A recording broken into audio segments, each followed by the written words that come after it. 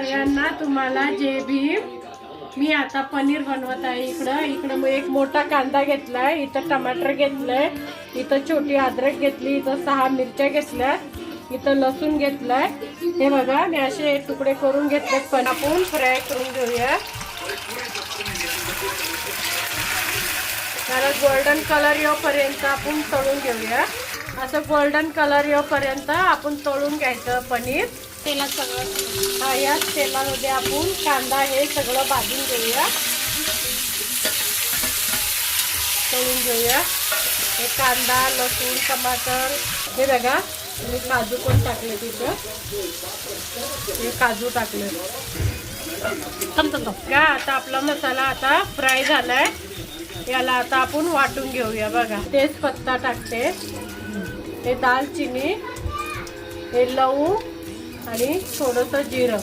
तडतड झालं पाहिजे, हे मसाला टाकूया आपण। हे बघा इथं हळद टाकली, 1 चम्मच धनिया पावडर, चम्मच गरम पावडर, गरम मसाला पावडर, 1 चम्मच मिरची पावडर, पनीर मसाला,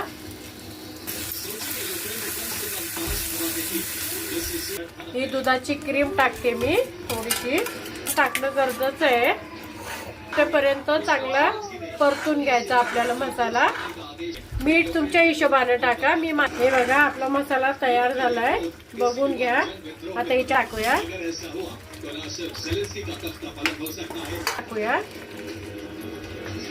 कोथिंबीर टाकूया थोडं, आणि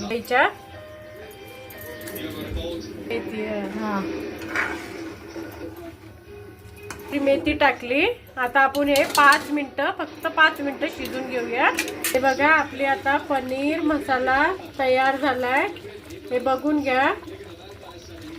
हे बघा पूर्ण तयार झालाय। आपण एवढं असं घट्ट हे गॅस आता बंद करूया। हे बघा पनीर मसाला आपला,